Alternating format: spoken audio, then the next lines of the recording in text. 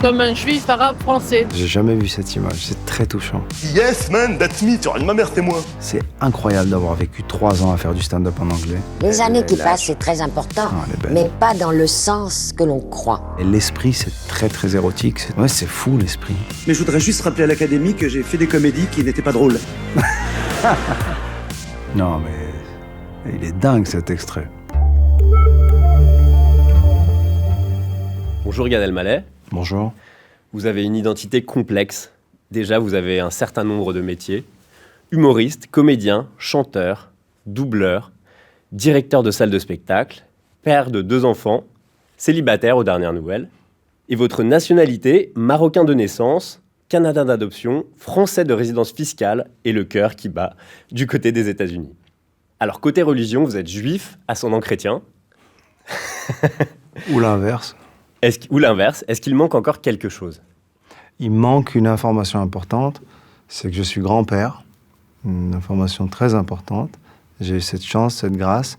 Je vous propose de commencer l'exploration de votre ADN par une petite sélection de vos sketchs à travers les époques. Je retrouve un ami d'enfance que je vois un jour comme ça, en pleine tempête de neige. Et je lui dis, Jacob, c'est toi. Il me dit, yes, man, that's me. Tu ma mère, c'est moi. Tu ma mère, c'est moi, man. Remember, c'est toi et moi, comme ça. Tu ma mère, ici, j'ai un succès avec les meufs, c'est de la folie. C'est quel succès? Mais c'est de la folie, man. La technologie, elle a enlevé la politesse. La preuve, quand les gens ils t'appellent sur le portable, ils te disent même plus bonjour. Ils disent allô. La question d'après, c'est Théo. Mais qu'est-ce que tu t'en fous, je suis où? Laisse-moi tranquille. Je connais un peu, ça me touche beaucoup la peinture. J'ai 2 styles que je préfère. Dans la peinture, c'est l'impressionnisme et le crépi. Ce qui nous a toujours beaucoup frappé chez mon père, c'était ses mains. Tu vois de quel genre de gars je veux parler? Tu sais, le genre de gars blond, avec les lunettes comme ça, que si toi tu les mets, on dirait une mouche. C'est dur d'être un papa. Et le jour où tu as décidé de prendre les choses en main, de les amener à l'école, tu les habilles, tu les prépares, t'es content. C'est mercredi. Vous faites tous des trucs bizarres. Est-ce que ça t'est déjà arrivé, toi, de regarder ta montre et après d'avoir aucune idée de l'heure qu'il est, sérieux? Je sors de la piscine, je trouve pas les serviettes. Ça m'énerve. Mais ça m'énerve, vieux. Ça m'énerve... Quand t'es jeune, tu dis où sont les serviettes? À mon âge, tu fais mais voilà, y a pas les serviettes. Et voilà. Alors, on vous a vu sourire, mais on vous a pas vu rire. Vous vous faites pas rire? Non, mais je pense que on fait un métier qui est une quête infatigable de l'efficacité, de la force. On fait des efforts pour couper, pour réduire, pour affiner, et forcément, la version de moi que je vois, elle n'est pas sharp, elle n'est pas efficace dans des vieux sketchs. Mais il y a toujours cette volonté de corriger quand on est un homme de scène et encore plus de stand-up. C'est trop long, c'est trop court, j'aurais pu me présenter de telle manière. Qu'est-ce que c'est que ces vêtements? Plutôt que de recevoir chaque chose comme une entité dans un contexte. Et je ne parle pas du tout de la coquetterie, de « oh là là, mes cheveux, oh là là, mes vêtements ». Non. C'est juste l'apprentissage. J'ai appris beaucoup. En étant seul sur scène, et voilà, je pense que je suis meilleur. Je pense forcément qu'à mes débuts, je sais pas, si vous mettez un athlète et vous lui montrez son geste, il dira j'ai appris tellement de choses depuis. Et justement, comment votre humour a évolué? Je pense qu'il s'est simplifié, et il est devenu plus libre. Il s'est parfois écarté de tout l'aspect visuel, gestuel, commedia dell'arte, mime. Et j'y reviens maintenant, parce que ça me manque. Je crois que c'est en prenant de l'assurance que ça évolue, surtout. Vous avez un sketch préféré ou une période préférée? Ouais. Mon sketch préféré, c'est toujours con de dire mon sketch préféré de moi-même, mais je peux dire que quand on m'en parle, ça me touche parce que ça me renvoie à un moment où j'étais sur une ligne d'absurde dans l'écriture et j'ai dit allez, j'essaye, j'y vais. Et c'est pas le plus populaire, mais celui que je préfère, ça s'appelait Le Surbook. C'est un homme qui est dépassé, qui est surbooké, overbooké par rien, et qui ouvre des tracts publicitaires à la maison et qui rappelle le JT de France 2 parce qu'il a entendu « Merci d'avoir suivi ce journal » et il dit « Je ne l'ai pas suivi, on m'a remercié, comment je dois faire ?» C'est l'anxiété, c'est le rien, c'est l'absurde, c'est super marrant et en même temps c'est triste. C'est mon sketch préféré. Et si vous l'aimez tant, c'est parce qu'il vous ressemble? Ouais, totalement. Et moi, j'ai passé beaucoup de temps à... Moi, j'ai du mal à rien faire, mais je suis aussi paresseux. Donc, cette contradiction fait que je me retrouve parfois à faire des trucs inutiles. Et comme j'ai conscience que c'est inutile, ou alors que c'est simplement soit de l'anxiété, soit du remplissage, alors ça me fait rire.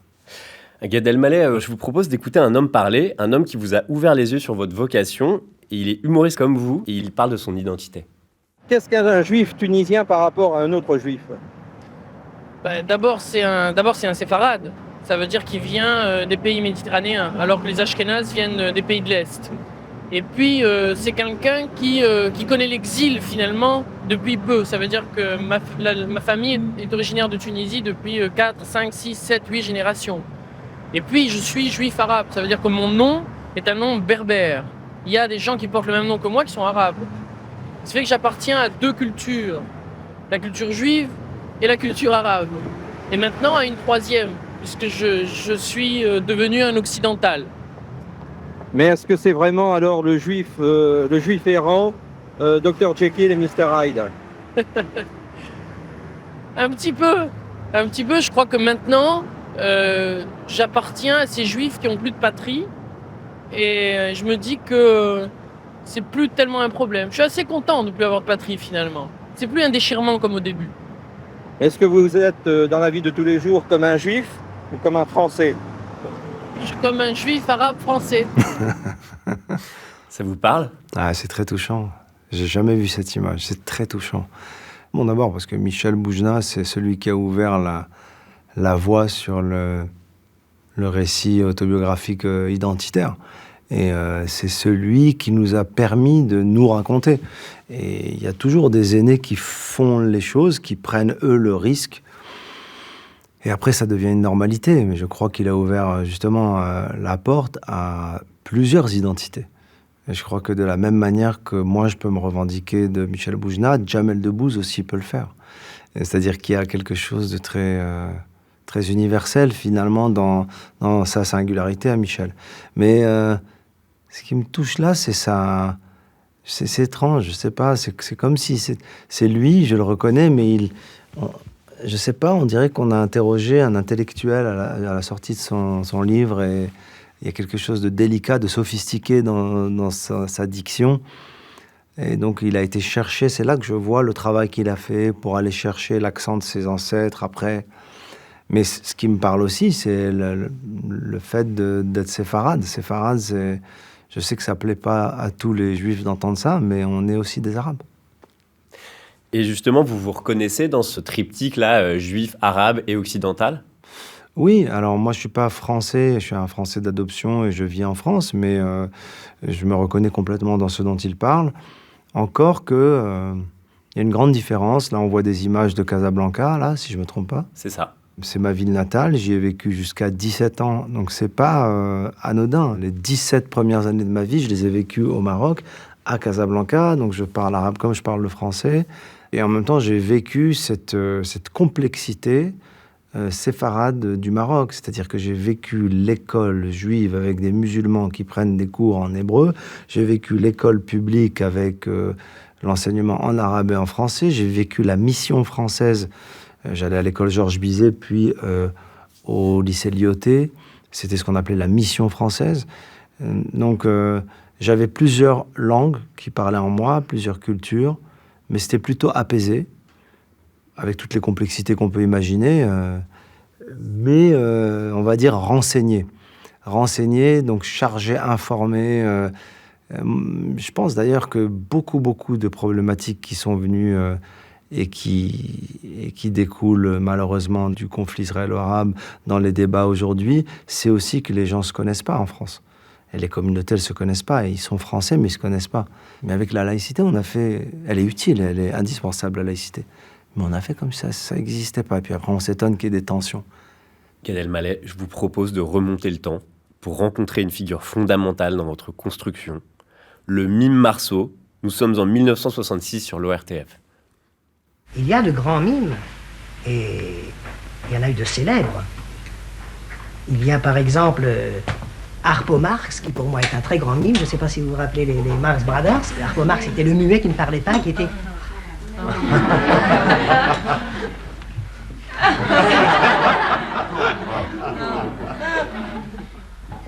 Il y a eu Buster Keaton.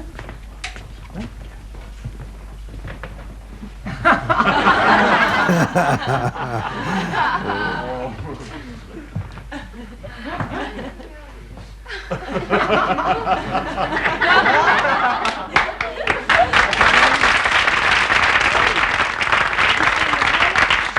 Il y a Charlie Chaplin, le plus grand mime cinématographique de tous les temps.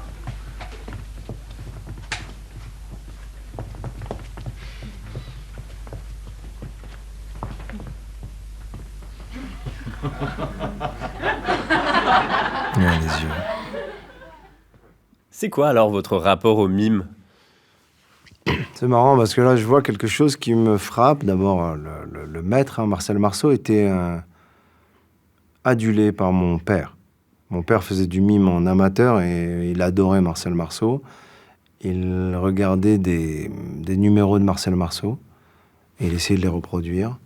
Et moi, j'ai grandi dans cette ambiance-là.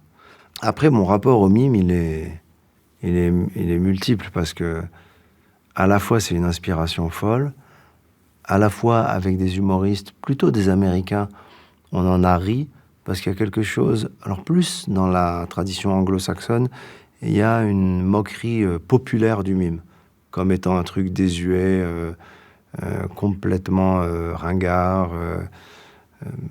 Les stand-uppers américains, souvent entre eux, disent quand il te manquera 5 minutes de ton show, tu feras du mime. Ou alors, ils se moquent des humoristes qui ont des micro-casques en disant ça c'est au cas où ils se mettent à faire du mime, tout à coup ils ont besoin de leurs deux mains. Je me dis, c'est vrai qu'il y a un truc désuet, mais il y a une force, il y a une immédiateté, et il y a, pour l'avoir vécu, un rire tellement puissant quand il y a une évocation. Vous voyez là, par exemple, le petit extrait qu'on a vu, c'est pas une imitation fidèle, c'est des évocations, et c'est comme dirait mon fils, des refs. T'as la ref ou t'as pas la ref. Et en fait, ça, c'est que la ref, c'est que des refs. En fait, c'est que des gestes. C'est pas une imitation pure, mais c'est des petits gestes. Et ça, chez un humoriste ou chez un artiste, quand les gens ont la référence et qu'ils rient, c'est toujours hyper puissant comme rire. Là, j'ai envie d'aller vers une approche gestuelle de mon travail, plus que ces dernières années où j'étais dans le stand-up pur, en adresse directe au public, inspiré par les maîtres américains du stand-up.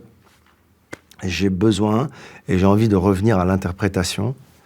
Et je pense même que je me rends compte aujourd'hui que c'est un atout de pouvoir interpréter des personnages et avoir le corps, la gestuelle.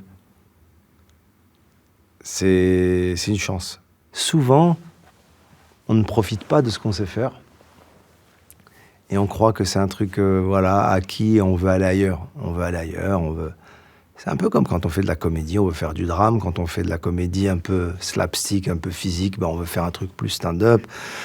Quand on fait du théâtre populaire, on se dit, tiens, je vais jouer dans une pièce, ou je vais être dans un théâtre où on va boire de dos. Enfin, tout ça, c'est des postures, des vues de l'esprit. Et puis un jour, on se dit, mais attends, moi j'ai un cadeau quand même. J'ai un cadeau que la vie m'a donné, que Dieu m'a donné, c'est de pouvoir utiliser mon corps, de faire des têtes et que les gens rigolent. Mais je vais utiliser ça, je vais y aller, quoi. Il y a un autre type d'humour que vous pratiquez allègrement, c'est l'autodérision. Écoutez un des maîtres en la matière. C'est bon, là, je pense à ma femme qui me regarde et qui aime me rappeler que c'est pas la taille qui compte. De toute façon, elle est amoureuse.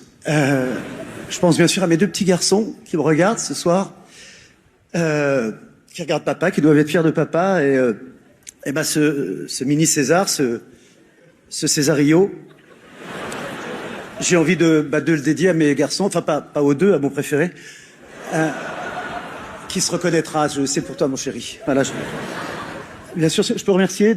Je voudrais remercier tous ceux sans qui je n'aurais pas eu ce César. Bien sûr, d'abord, je pense à Monsieur Jacques Audiard. qui ne m'a jamais engagé sur un de ses films. Et puis, ce qui m'a permis, bien sûr, d'avoir toutes mes chances pour ne pas l'avoir. Je pense aussi, bien sûr, aux personnes qui m'entourent toute l'année dans l'ombre, qui préfèrent y rester ce soir.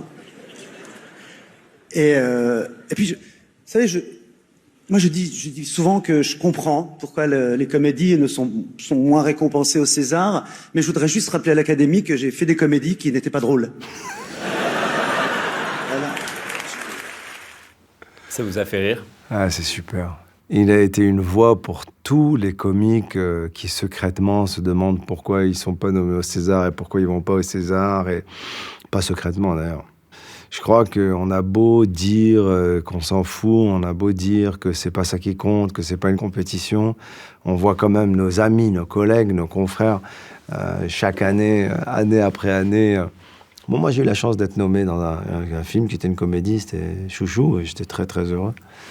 Mais ce qu'il a fait, Franck, ce soir-là, c'est de l'autodérision, mais c'est beaucoup de vérité. Et c'est tellement fort, cette phrase, de dire, voilà, j'ai fait des comédies pas drôles, donc je comprends pas. Le cinéma, d'ailleurs, n'est pas habitué à ça.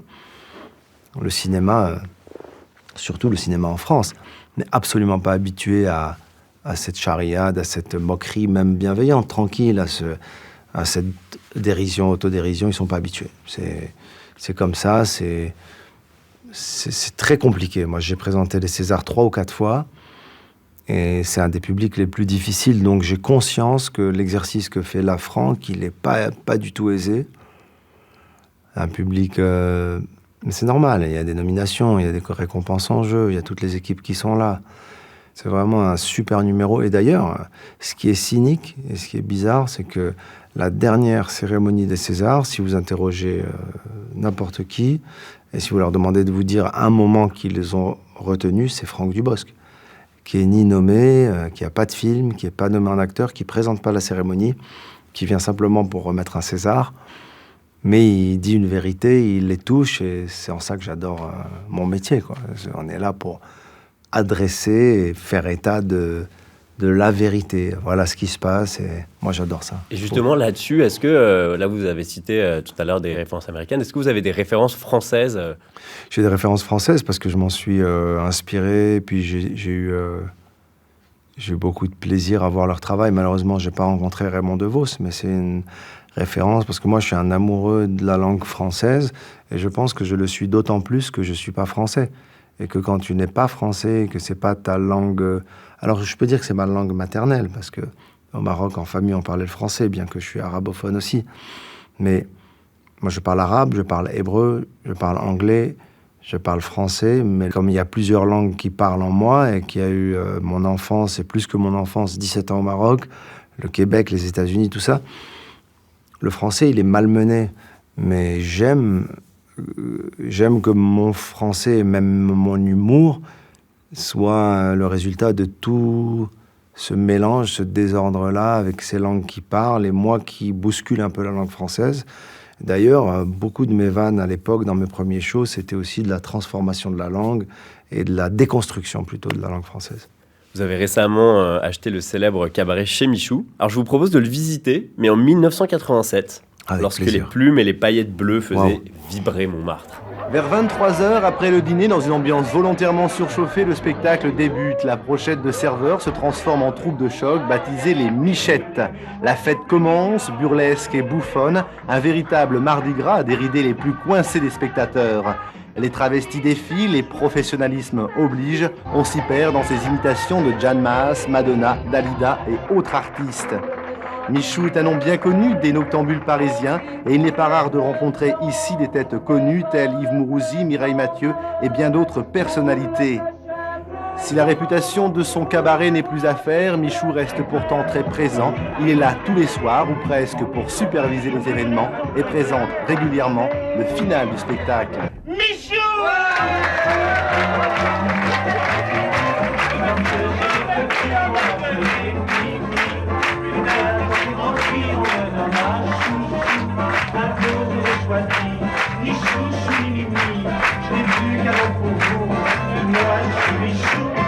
Ça vous inspire l'esprit de Michou?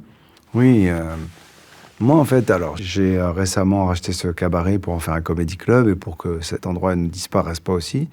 Et j'ai rencontré Michou quand j'ai écrit mon film Chouchou.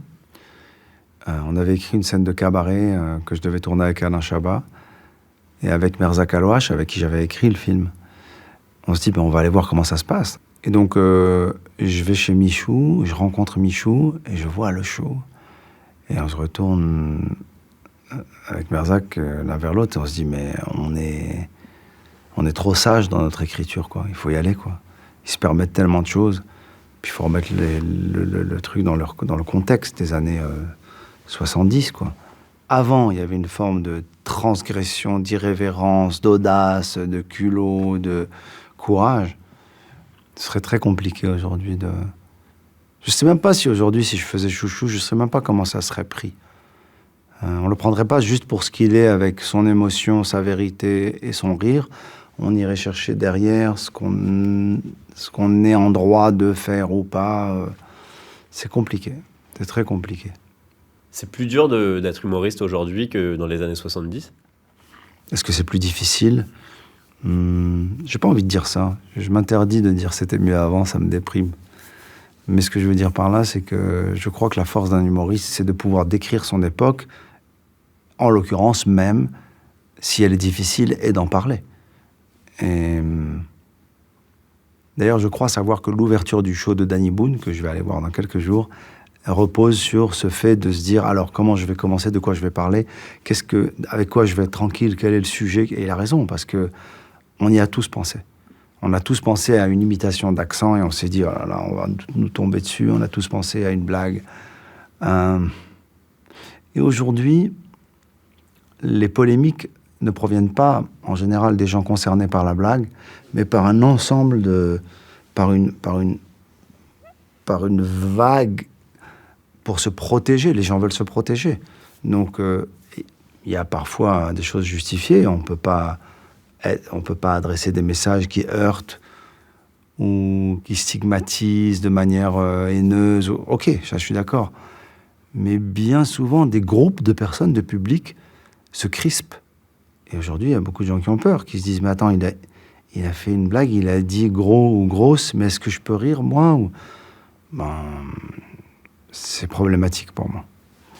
Gad Elmaleh, j'ai une question métaphysique à vous poser. Ça tombe bien.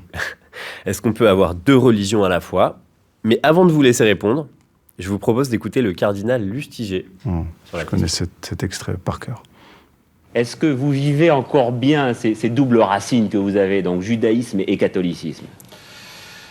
Oui, car pour moi, cette identité fondamentale, je l'ai reçue par ma naissance et je la partage par la solidarité, de la persécution, de la conscience d'une mission, la conscience d'un appel.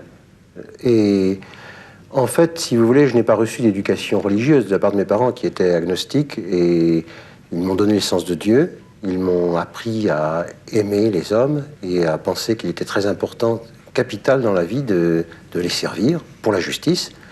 Et c'est tout enfant que j'ai commencé à lire la Bible, y compris le Nouveau Testament, et que par un chemin secret et personnel, j'ai peu à peu découvert ce qui aujourd'hui me paraît être ma vocation et la vocation chrétienne. Et vous vous sentez encore un peu juif aujourd'hui ? Je le suis parce que telle est bien mon identité. Si je ne le suis pas, comment on pourrait dire, de confession, je le suis par mon existence concrète et exactement comme le Christ est juif.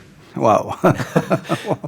Vous la connaissiez par cœur, cette archive, vraiment ? Non, c'était pas celle-là. Je pensais à une autre archive où on lui dit, est-ce que vous êtes juif ? Et il dit oui, mais c'est pas ma religion. Ça rejoint un peu ça.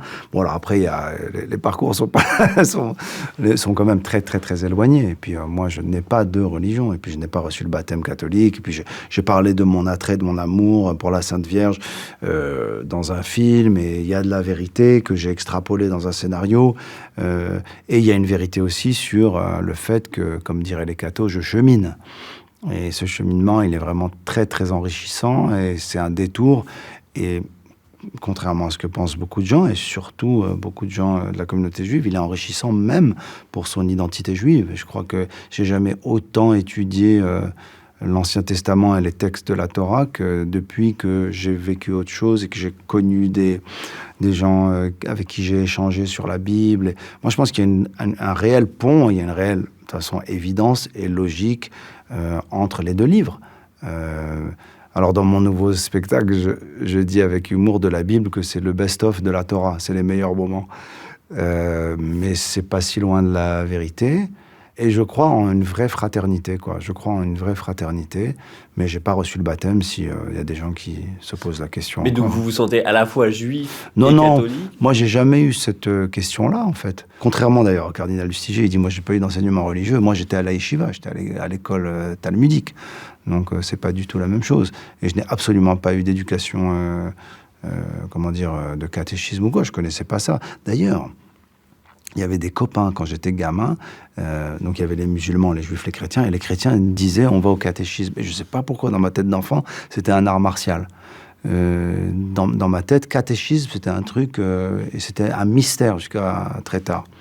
Mais pour revenir à la question, je crois que l'identité, elle est pas multiple, elle peut pas être multiple, mais les détours, ils sont les bienvenus. Et je dis souvent à mes frères et sœurs d'autres religions, allons dans les lieux de culte de nos religions. Si tu es solide dans ton identité, si tu es né juif ou musulman, chrétien, que tu es solide et que tu es en harmonie, tu peux tout à fait accueillir et aller vers l'autre. Je crois pas que c'est un problème. En tout cas, moi, je le vis pas comme un problème. Et qu'est-ce que ça vous a apporté, justement, ce cheminement dans le catholicisme? C'était comme une fascination.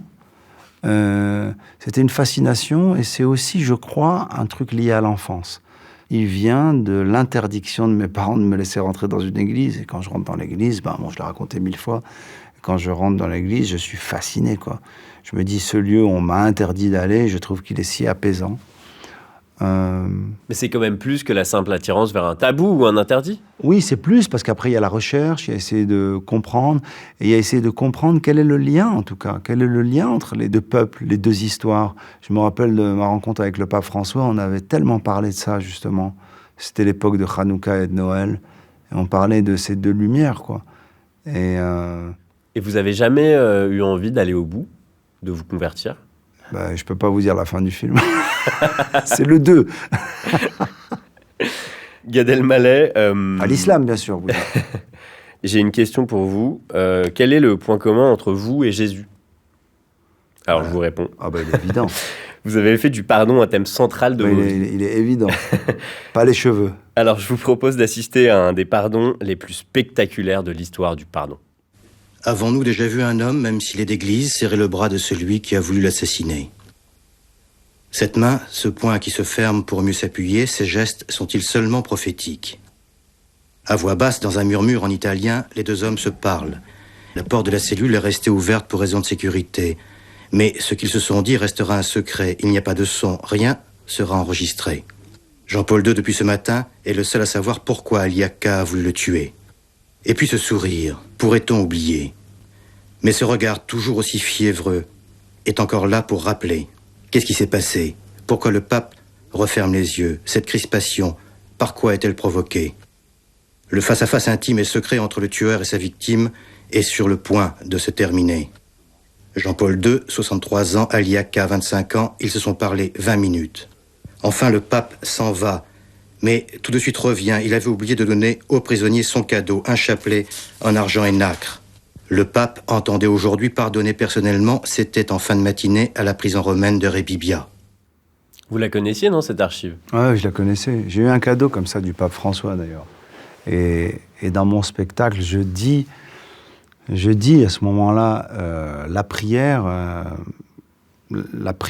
quand on prie pour l'autre, quelle que soit la religion, je la prends et je l'accepte. Mais vraiment, si on est croyant, et on doit être en mesure d'accepter la prière d'un musulman, d'un juif, d'un chrétien. Enfin, c'est terrible de se dire, cette prière, c'est pas la bonne prière. Ah non, tu es pas de ma religion, ta prière, elle vaut rien. Il y a quelque chose qui va pas, même avec ta propre confession. Mais là, on est dans la situation la plus extrême du pardon et qui est une leçon, pour moi, qui est une leçon. Je crois que là, on dépasse. Je pense que c'est impossible à concevoir, en tout cas, pour nous. Enfin, moi, je peux pas imaginer. Enfin, je sais pas, je suis pas dans cette situation. Mais le pardon à ce niveau-là, c'est une image sacrée presque, c'est une image... c'est le pape Jean-Paul II, et Jean-Paul II en plus, vraiment un pape qui a tellement marqué, qui pardonne celui qui a voulu le tuer, donc c'est peut-être l'expression ultime de ça. Et pourquoi c'est si important de pardonner ? Alors je pense que d'abord, on ne pardonne pas uniquement l'autre et pour l'autre, on pardonne pour soi, et je pense qu'il y a différents degrés de pardon. Mais moi je pense avant tout que pardonner, c'est une manière de s'aimer aussi, et d'avoir de la dignité, et d'avoir un respect de la vie que tu as reçue. Et pardonner, c'est une manière de s'offrir à soi aussi une forme de tranquillité, mais pas forcément se réconcilier. Je pense que moi, il y a des gens que j'ai pardonnés, avec qui je suis absolument pas réconcilié, et qui ne m'intéressent absolument plus ou pas, et que j'ai pardonné parce que j'en avais marre de ruminer les histoires avec eux, ce qui s'était passé.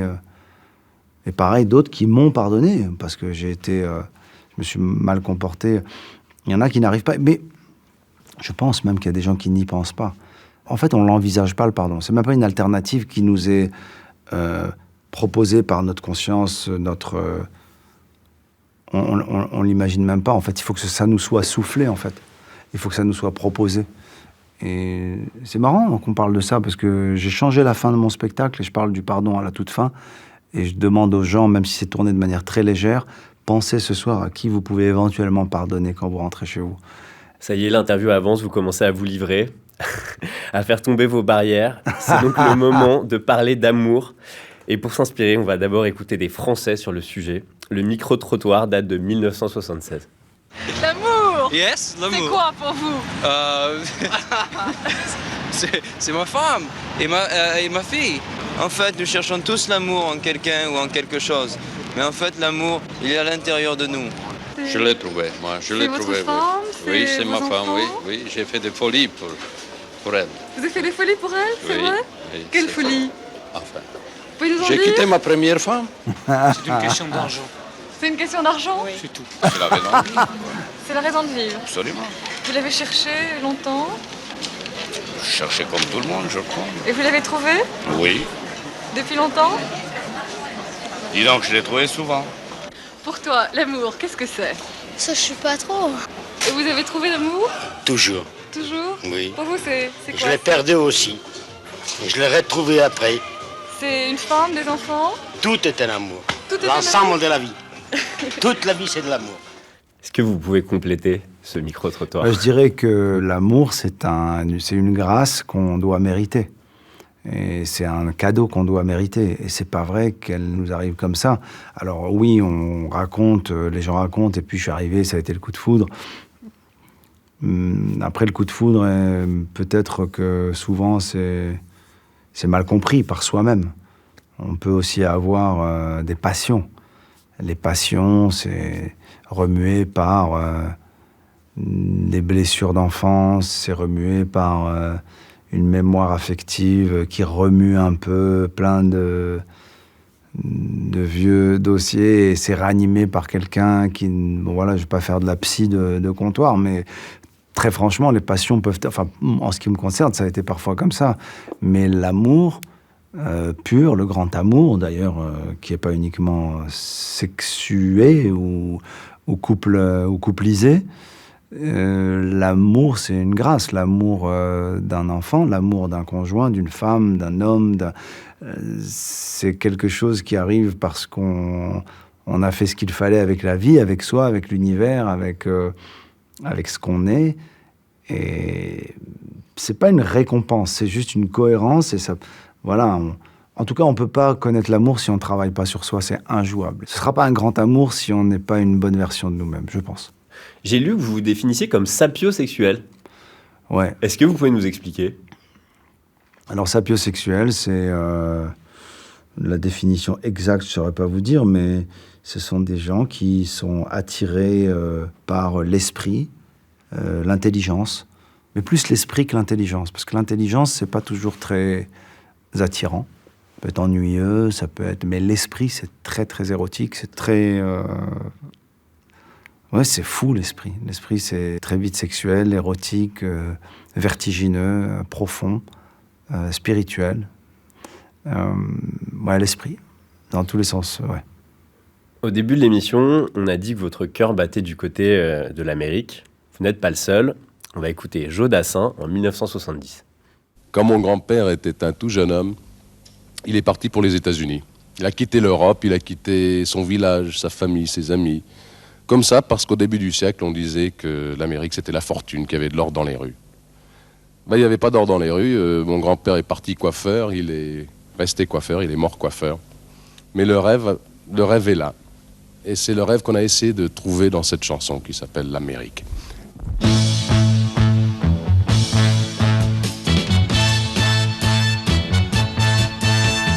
Les amis, je dois m'en aller. Je n'ai plus qu'à jeter mes clés, car elle m'attend depuis que je suis né. L'Amérique, j'abandonne sur mon chemin tant de choses que j'aimais bien. Cela commence par un peu de chagrin. L'Amérique, mais l'Amérique, je veux la voir et je l'aurai. L'Amérique, si c'est un rêve, je le saurai. Vous avez trouvé de l'or dans les rues? Non. C'est touchant ce qu'il dit sur son grand-père, parce que moi j'ai pensé, après avoir vécu ce rêve américain, entre guillemets, j'ai pensé aussi que le rêve américain, il existe pour ceux qui pensent qu'ils l'ont vécu. Et il n'existe pas sur le papier comme étant une expérience qui est la même pour tout le monde, ou alors... c'est l'identité de cette expérience-là, le récit de cette expérience, elle est très particulière, propre à chacun. Et... Alors moi, j'ai pas trouvé de l'or dans les rues. J'ai été faire du stand-up en anglais dans des comedy clubs. Et surtout, je me suis rendu compte de la difficulté, de l'âpreté, de la complexité que vivaient les comiques au quotidien là-bas. Et la concurrence, ça existe, la compétition, ça existe encore plus qu'en France. Les tabous sur les thématiques, ça existe 1000 fois plus. Être payé dans les comedy clubs, c'est une misère. À la fois, oui, il existe peut-être une chose qui n'existe pas en France, c'est que si tu sors du lot et que tout à coup tu brilles un peu, bah tu peux, c'est décuplé, c'est démesuré. Mais moi, j'ai appris beaucoup aux États-Unis et je m'en suis servi en France. Et pour moi, c'est comme si j'avais fait le plus beau stage de ma vie. J'ai appris à aborder le métier différemment. J'ai appris une mécanique d'écriture de stand-up qui a été beaucoup plus efficace quand je l'ai adaptée à la langue française. J'ai fait des rencontres. Jerry Seinfeld surtout. Moi, j'ai toujours été fasciné par Jerry Seinfeld. C'est mon mentor, c'est le comique américain le plus fort pour moi. On est devenus potes et j'ai eu la chance de partir en tournée avec lui partout aux États-Unis. Tous les soirs, je bossais en anglais, je faisais la première partie. Et puis, c'est incroyable d'avoir vécu 3 ans à faire du stand-up en anglais. Et puis, être humoriste, je pense, et surtout dans le stand-up, c'est pas un métier, c'est un mode de vie. Les stand-uppers ne dorment pas pareil, ne mangent pas pareil, ne se réveillent, ne dorment pas à la même heure, ne vont pas dans les mêmes endroits. Ils sont en quête tout le temps de recherche de blagues, ils sont en quête d'aller faire des plateaux à droite à gauche. Et ils ont une vie trépidante qui provient d'eux-mêmes, en fait, de leur propre art. C'est très rare de voir des stand-uppers qui vont dîner avec des potes juste pour dîner. Ça n'existe pas. C'est des gens qui ont besoin d'être stimulés, donc ils vont dans les clubs, ils font des blagues, ils remontent, ils mangent un morceau, ils partagent les blagues, ils corrigent, ils retournent. Et ça, je le vivais tous les jours à New York. Sauf que c'est un risque, on peut devenir un peu misanthrope, parce qu'à un moment donné, on a envie d'être entouré que de gens qui nous stimulent et qui nous challengent. L'esprit, encore une fois. Alors, vous parlez là de stimulation et d'inspiration. Vous êtes revenu à plusieurs reprises sur l'affaire du plagiat. Moi, je me suis demandé où était pour vous la frontière entre inspiration et plagiat. C'est très... D'abord, la frontière, elle est très fine. Alors, dans mon cas, il y a eu plusieurs choses différentes. Il y a eu des choses qui étaient clairement des choses qui étaient à des comiques américains, mais que j'ai tellement regardé que c'est du mimétisme, et voilà. Après, il y a des confusions. Et quand on rentre dans ce domaine-là aussi, je pense que on n'est pas toujours très honnêtes, tous. Et puis, c'est toujours la même chose. Quand t'as fauté un peu, et qu'il y a 0,001% de fautes que tu as faites, parce qu'en effet, tu t'es trop inspiré, mais que derrière, il y a des choses peut-être qui ressemblent, c'est très facile de t'accuser. Moi, j'avais éclaté de rire le jour où il y a un comique québécois qui a dit, là-bas au Québec, il fait les chaussures de ski, c'est moi qui l'ai inventé. Non, c'est pas toi qui l'as inventé, c'est les skieurs du monde entier qui marchent comme ça. Dire, tu fais un mec bourré, mais ça, c'est moi qui l'ai fait. Non, c'est pas toi. C'est pour ça que moi, à un moment donné, ça me faisait... au début, ça me contrariait, parce que ça m'avait terriblement... Avec trop d'ego, j'avais été trop heurté par cette crise-là et tout, et avec aussi une part de responsabilité que j'avais, mais j'avais pas le recul que j'ai maintenant. Mais parfois, je me dis, putain, ils sont gonflés quand même. Mais non, ça, non. Parfois même, il y avait des choses que j'avais faites avant qu'ils ont mis après dans les vidéos. Je dis, merde. Je crois que les thématiques appartiennent à tout le monde. Après, la structure d'une blague, ça appartient à une seule personne. Mais, je sais plus quel humoriste disait, il y a les blagues que tout le monde peut faire, c'est-à-dire même des gens qui travaillent pas du tout dans l'humour. Et dit ensuite, le niveau d'après, c'est les blagues que seuls les humoristes peuvent faire. Et le niveau ultime, c'est les blagues que seul un humoriste peut faire. Et finalement, on est tous en quête de récits tellement singuliers, en fait, que ça puisse nous appartenir qu'à nous. Je sais pas, mais le personnage de Paul Mirabel, son personnage, il peut dire des choses qui n'appartiennent qu'à lui, parce que ça fait partie de son personnage. Ou alors sur la matière, sur le récit. Raconter que t'amènes ta maman au palais princier de Monaco et qu'elle, elle est marocaine et qu'elle dit que des dingueries là-bas, c'est que moi qui peux le dire. Ou alors il faudrait qu'il y ait un autre gars d'origine marocaine. Et encore, ça, ce serait du plagiat. Et en fait, c'est quand c'est très singulier, que c'est très particulier, que c'est unique, que oui, on peut parler de plagiat. Mais quand c'est des thématiques, c'est... Gad Elmaleh, à vous entendre au cours de cette interview, on dirait que les années vous rendent meilleur, ce qui est aussi le cas de Jeanne Moreau. On va l'écouter parler du temps qui passe sur le divan d'Henri Chapier. Les années qui passent, c'est très important, mais pas dans le sens que l'on croit. Les années qui passent, c'est un capital. C'est un amoncellement. C'est pas la perte de quelque chose. Vous voyez, la vie est toujours considérée comme une espèce de pic. Alors on monte avec plus ou moins de difficulté. On arrive en haut, alors, suivant les gens, c'est 30 piges, 35, 40, et puis alors après, c'est la dégringolade. Non, c'est l'échelle de Jacob. On monte. C'est pas parce que ça, tout d'un coup, s'altère, qu'il peut y avoir une douleur, que ça fonctionne moins bien, que, bon, c'est la carcasse, ça, c'est l'enveloppe. Mais ce qu'il y a là-dedans, ça monte. Vous voyez, si les gens s'attachent trop à la matière et ne font que suivre la transformation de cette matière, c'est déprimant, c'est épouvantable, ce que les gens s'infligent. Alors les années, c'est un capital ? Non, mais il est dingue cet extrait. En tout cas, vous pourriez aussi mettre à la définition de sapiosexuel cet extrait. Parce que ça, elle est belle, elle est magnifique, elle est rayonnante, et elle dit des choses brillantes. Mais je suis tellement d'accord. Moi, j'ai un geste pour ça. C'est-à-dire que souvent, je dis qu'avant, j'étais là et je faisais tout pour faire ça, en fait. C'était mon but, d'élargir, d'agrandir, de grossir, d'acquérir, de gagner, de conquérir, de voir grand, Et aujourd'hui, je suis là, et je veux abandonner, épurer, aller vers le dénuement, la richesse intérieure, la joie, moins d'amis, les vrais amis, passer du temps avec mes proches. Voilà, je veux aller vers ça. Donc voilà. Mais c'est pour ça que, dans une vision extrême, je suis fasciné par la vie monastique et que j'y vais souvent et je m'en inspire énormément, que ce soit dans l'architecture, dans la vie. Alors, je suis loin de là, j'ai pas une vie de moine, mais ça m'intrigue, ça m'inspire, je regarde, je veux comprendre. Là, je suis en train de regarder beaucoup d'images sur le mont Athos, en Grèce.